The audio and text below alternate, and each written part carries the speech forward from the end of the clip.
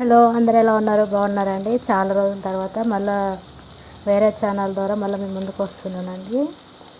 ఈరోజు బీరకాయ egg చేద్దామనేసి video తీస్తున్నాను. ప్యాన్ పెట్టాను, ఆయిల్ వేడెక్కాక రెండు ఆనియన్స్ కట్ చేశానండి సన్నగా. ఇవి మంచిగా ఫ్రై అవ్వాలి.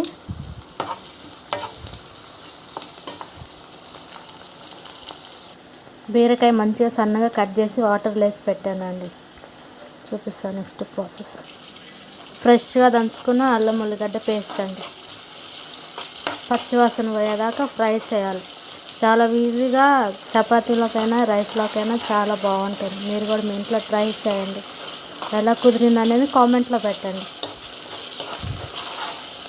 పచ్చివాసన పోయేదాకా ఫ్రై చేయాలి మంచిగా.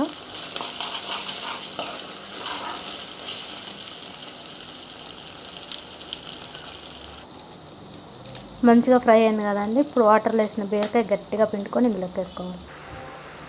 గట్టిగా పిండుకొని ఇందులో వేసుకున్నాం కదండి. మంచిగా ఇది వాటర్ అంతా బయటకు రావాలి. మంచిగా ఫ్రై అవ్వాలి. మంచిగా ఇలా ఉడికి వాటర్ అంతా బయటకు వచ్చింది కదండి. ఇంకా వాటర్ అంతా ఇంకిపోయి ఆయిల్ బయటకు తేలాలి. టేస్ట్కి తగ్గ సాల్ట్ అండి.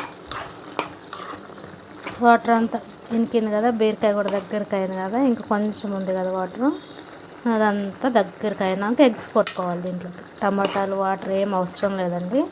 చాలా ఈజీగా చాలా బాగుంటుంది. మీరు కూడా మీ ఇంట్లో ట్రై చేయండి. ఎలా కుదిరింది అనేది కామెంట్స్లో పెట్టండి. ఎండలు బాగున్నాయండి. ఎండలకి జాగ్రత్తగా ఉండండి. బయటకు వెళ్ళేటప్పుడు వాటర్ బాటిల్ కంపల్సరీ తీసుకోవండి. సాల్ట్ వేసా కదా, మంచిగా కలిపాను. ఈ వాటర్ అంతా ఇనకాలి. బీరకాయలో వచ్చిన వాటర్ అండి, నేను వేయలేదు. బీరకాయలో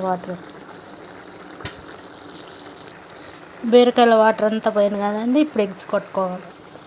నేనైతే 3 ఎగ్స్ కొట్టానండి. మీ ఇష్టం మీద ఎన్నైనా కొట్టుకోవచ్చు. మంచిగా కలుపుకోవాలి. ఆయిల్ చూసారు ఎలా వస్తుందో. మొత్తం మళ్ళీ ఇది నీసు వాసన పోయేదాకా మంచిగా వేపుకోవాలి.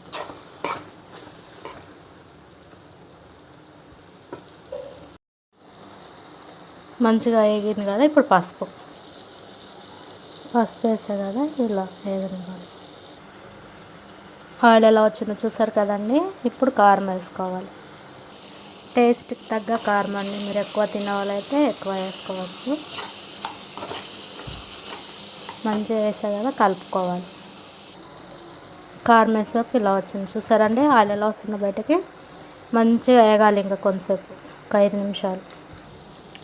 మంచిగా ఫ్రై అయింది కదండి. ఆయిల్ కూడా చూసారు ఎలా వచ్చిందో. కలర్ చాలా బాగుంది కదా. స్మెల్ అయితే చాలా బాగా వస్తుందండి. ఇప్పుడు ఇంట్లో చేసుకున్న ధనియాల పొడి